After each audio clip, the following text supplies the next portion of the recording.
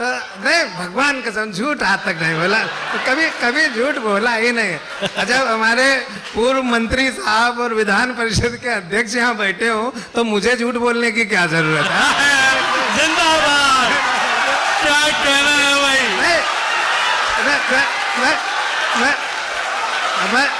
नहीं, सर्वेश भाई जिंदाबाद। क्या बात है भाई, वाह वाह, नहीं, जिंदाबाद सर्वेश भाई। हिना जी पढ़ रही थी, बहुत बढ़िया पढ़ा उन्होंने कि दूसरी मोहब्बत हो सकती है। मैं ये नहीं समझ पाया, अब इस बात पे आप ताली बजाना, मैं ये नहीं समझ पाया कि हिना अपनी दूसरी मोहब्बत की बात कर रहे हैं कि हस्बैंड की दूसरी मोहब्बत की बात कर रहे हैं। ये मैं नहीं समझ पाया, बिल्कुल भगवान कसम नहीं समझ पाया, एकदम नहीं समझ पाया। कि यहाँ मेरे साढ़ू साहब रहते हैं। अच्छा, साढ़ू आप जानते हैं किसे कहते हैं? दो आदमी एक ही कंपनी के द्वारा ठगे जाते हैं, जो उनको साढ़ू कहते हैं। क्या बात है। नाकाम मोहब्बत का हर एक दुख सहना, नाकाम मोहब्बत का हर एक दुख सहना, हर हाल में अंजाम से डरते रहना। नाकाम मोहब्बत का हर एक दुख सहना, हर हाल में अंजाम से डरते रहना। जिंदा ही हमें मार गया है यारों, महबूबा की औलाद का मामू कहना। दोस्तों, ज़बान किस तरह खेल दिखा सकती है, अगर आप ये जानना चाहते हैं तो मैं आपकी शनासाई एक ऐसे कवि से, एक ऐसे शायर से कराना चाहता हूँ जिसकी शायरी में कहकहों के साथ एक दर्दमंद दिल का गुदाज भी है। सर्वेश अस्थाना साहब 20 से ज़्यादा मुल्कों में हिंदुस्तानी अदब का परचम लहरा कर आ चुके हैं। ज़ोरदार तालियों से उनका इस्तकबाल करें, जनाबे सर्वेश अस्थाना। बहुत बहुत धन्यवाद। बहुत बढ़िया हमें लग रहा है। आज 5 स्टार होटल का उद्घाटन है। जो होटल मालिक उद्घाटन पर मुशायरा कराए उसके मुस्तकबिल का खुदा ही मालिक है। जिंदाबाद। क्या बात है। लेकिन बहुत बहुत आनंद आ रहा है, इतना बढ़िया लग रहा है। मैं बताया इन्होंने अजहर इकबाल साहब ने कि मैं 20 मुल्क में गया हूँ, मैं ज़्यादा में गया हूँ। लेकिन आज तक किसी होटल के उद्घाटन के अवसर पर मैं कभी नहीं गया, तो आज मैं अपने आप को इसका उद्घाटन करता मानते हुए खुद को भारत का राष्ट्रपति घोषित करता हूँ। मैं झूठ कभी नहीं बोलता, आज तक मैंने झूठ बोला ही नहीं है।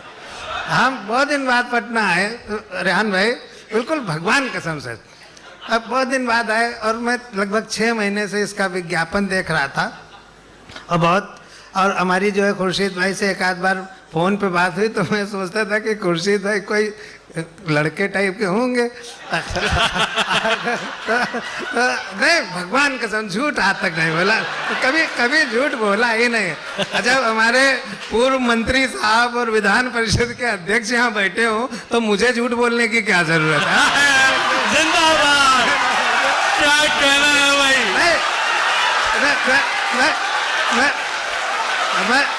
नहीं, सर्वेश भाई जिंदाबाद। क्या बात है भाई, वाह वाह, जिंदाबाद सर्वेश भाई। नहीं, मैं वो नहीं कह रहा हूँ जो आप लोग समझ रहे हैं। मैं भगवान कसम मैं वो नहीं कह रहा हूँ, मैं वो नहीं कह रहा हूँ। एक्चुअली क्या होता है कि जैसे लिखने चलो, हालांकि कह मैं वही ना हूँ जो आप समझ रहे हैं, लेकिन क्या होता है कि जैसे कुछ हम लिखने चलते हैं तो कोई चीज़ बोल्ड करनी हो, उसके बगल का लफ्ज़ बोल्ड हो जाए। मैं ये कहना चाह रहा था कि मुझे झूठ बोलने की क्या ज़रूरत, मैं ये कहना चाह रहा था, लेकिन वो दूसरे पर बोल्ड हो गया तो हम क्या करें। लेकिन मैं बहुत आप लोगों को बधाई देना चाहता हूँ, बहुत शानदार ये कवि सम्मेलन मुशायरा है। सर आप तो फिर एक कमरा मुझे परमानेंट यहाँ दे दीजिए और उसको मैं किराए पे उठाया करूंगा। और नहीं, कहने नहीं दूंगा, नहीं। देखिए ये है, ऐसे कबूल वबूल सब करते हैं, लेकिन फिर मना कर देते हैं। ऐसे जैसे हम शादी में 7 फेरे लेते हैं तो 7 शर्तें कबूल करते हैं, पालन एक का भी नहीं करते हैं, आज तक नहीं किया। हिना जी पढ़ रही थी, बहुत बढ़िया बढ़िया पढ़ा उन्होंने कि दूसरी मोहब्बत हो सकती है।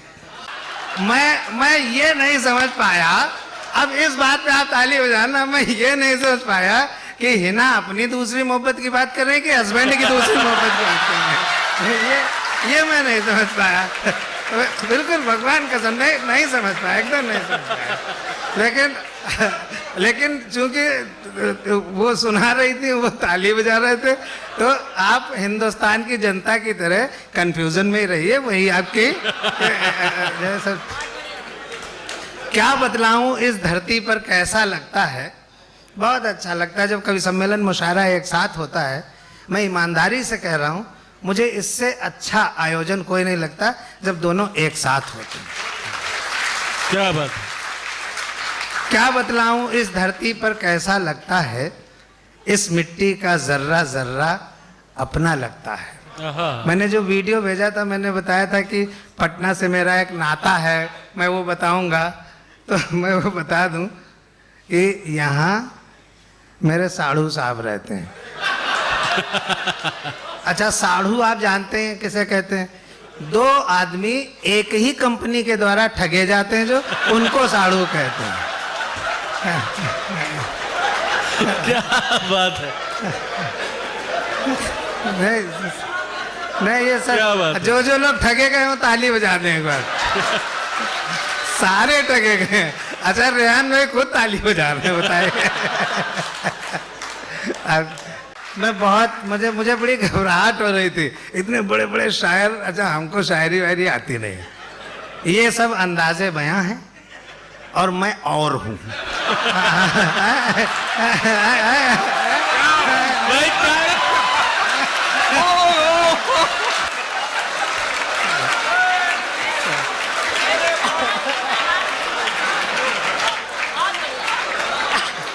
वाह वाह भाई, क्या बात है सर्वेश भाई, वाह वाह। तो मैं सच बताऊं कि मैं खुर्शीद भाई से फ़ोन पे बात करता था तो ये लगता था, और मैं थोड़ा एक आध बार में तल्ख भी हुआ किसी चीज़ में। जब मैंने यहाँ इनको देखा तो मैं इनके सामने पड़ा ही नहीं। हम इतना डर गए इनको देख कर, नहीं यार ये तो आदमी है। बहुत डर गए, बहुत डर गए, बहुत डर गए। तो सर मैं आया आज, मैं बस 2-4 मिनट बस आपसे शायरी वायरी इन लोगों से सुन लीजिएगा, सुना देंगे बढ़िया। तो मैं सुनो तो यार। मैं पटना एयरपोर्ट पे उतरा तो खुर्शीद भाई ने गाड़ी भेजी, हमसे कह रहे थे कि आपको गाड़ी लेने आएगी, आप चिंता मत करिएगा। गाड़ी लेने आई, बढ़िया गाड़ी मुझे लेने आई, मैं लिया गया। हाँ, नहीं बिल्कुल भगवान कसम सच्ची, झूठ आज तक बोला ही नहीं, कभी नहीं, बिल्कुल। मैं गाड़ी में बैठा, जो मुझे रिसीव कर 3 है, जाते जाते मंत्री जी ये भरोसा दे गए, उसको प्रमोशन मिलेगा जिसके बच्चे 3 हैं, जाते जाते मंत्री जी ये भरोसा दे गए। मैंने बेगम से ये पूछा, अपने तीनों हैं कहाँ? मैंने बेगम से ये पूछा, अपने तीनों हैं कहाँ? बोली बेगम जिनके बच्चे थे अपने ले गए। क्या कहने सज्जाद भाई, क्या कहने, वाह वाह वाह वाह वाह।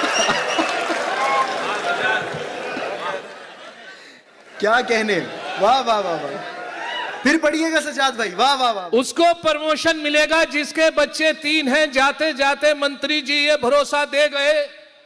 मैंने बेगम से ये पूछा, अपने तीनों हैं कहाँ? बोली बेगम जी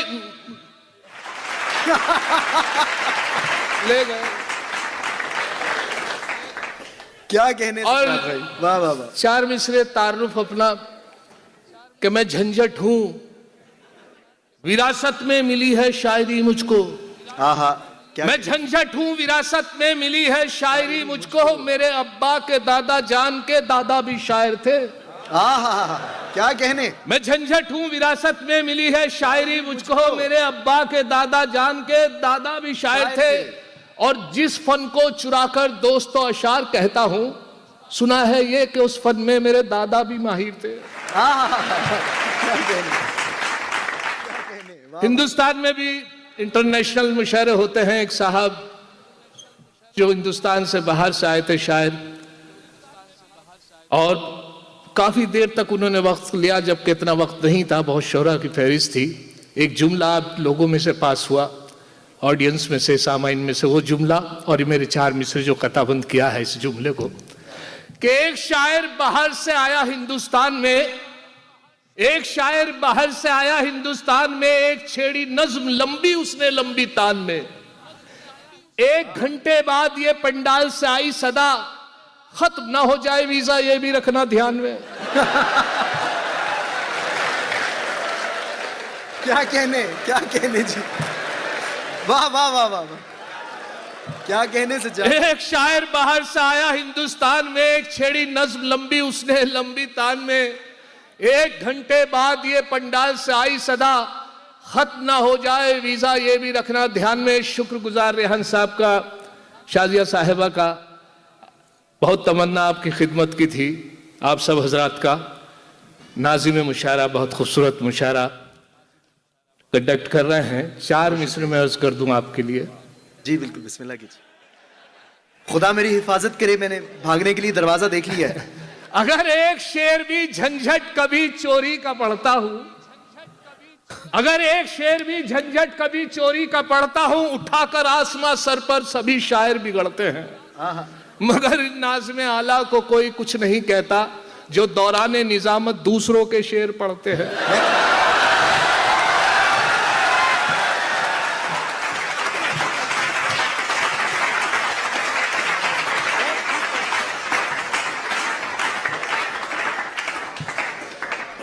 एक मुशायरा था तो साहब उसमें ये था कि बिल्कुल भी बाहर के किसी को, मतलब सब बाहर के बैरूनी शायरों की इजाज़त थी, मकामी किसी शायर को इजाज़त नहीं थी। फहरिस्त बहुत तवील थी, लेकिन एसडीएम साहब जो सब कुछ उनके हाथ में था, उनका भतीजा कहने लगे साहब मेरा भतीजा को शौक़ है, शायर नहीं था, किसी की गज़ल लेकर उसने एक पर्चे पे लिखे, सारे दिन याद करता रहा, इजाज़त दे दी गई कि चलिए ये तो पढ़ ही लेगा।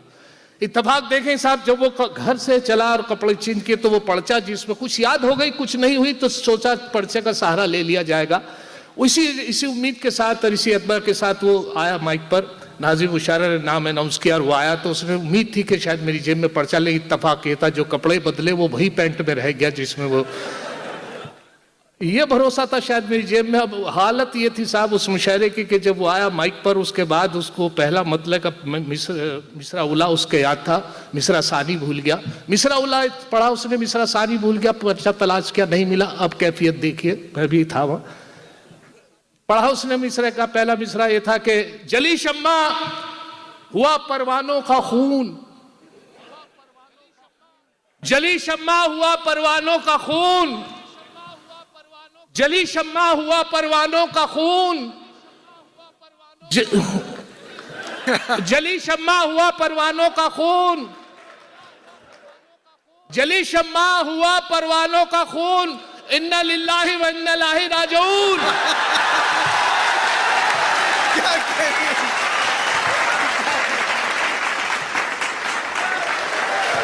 क्या कहने सज्जाद भाई, क्या कहने।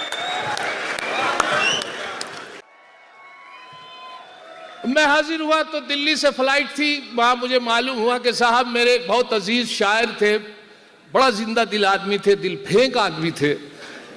मामला ये था उनके दर्द था, अपेंडिक्स का ऑपरेशन होना था, लेकिन साहब मैंने पूछा कि चलिए उनकी तो पंथ हॉस्पिटल दिल्ली में वो एडमिट थे, लेकिन उनका ऑपरेशन जब मैं पहुंचा नहीं हुआ था, वो बिल्कुल ऐसे जगह लेटे हुए थे बर्थ पर जहाँ पर उनको ले जाना था ऑपरेशन के लिए। मैं इत्तफाक से सही वक्त पर पहुंचा, उनसे मुलाकात, तो कैफियत ये थी आए आए, हाँ जिंदा दिल थे, बहुत शायर थे।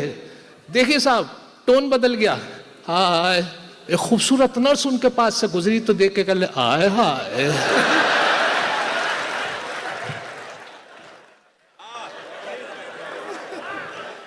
नामहरमों पे लिख दी मोहब्बत की डायरी, नामहरमों पे लिख दी मोहब्बत की डायरी, देखी पराई लड़की कहा उस पे हायरी। और बीवी जो हलाल तो है उस पे चुटकुले, माशूका हराम मगर उस पर शायरी।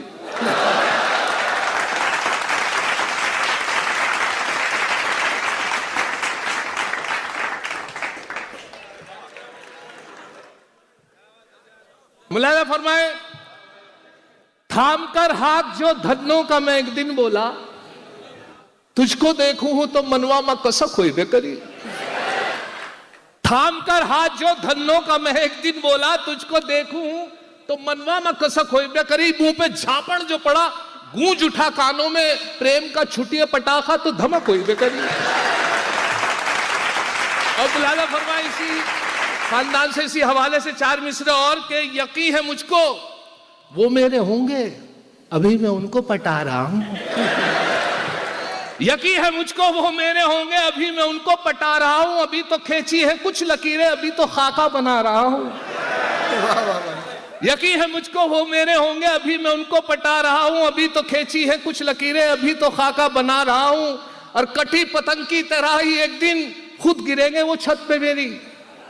नहीं किसी पे है काट जिसकी मैं ऐसा मांझा बना रहा हूं।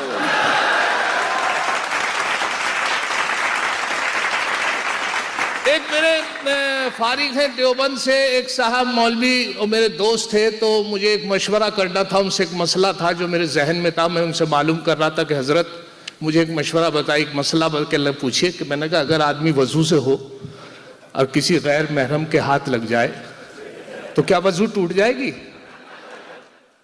वो बोले वजू हाथ पैर टूट जाएंगे।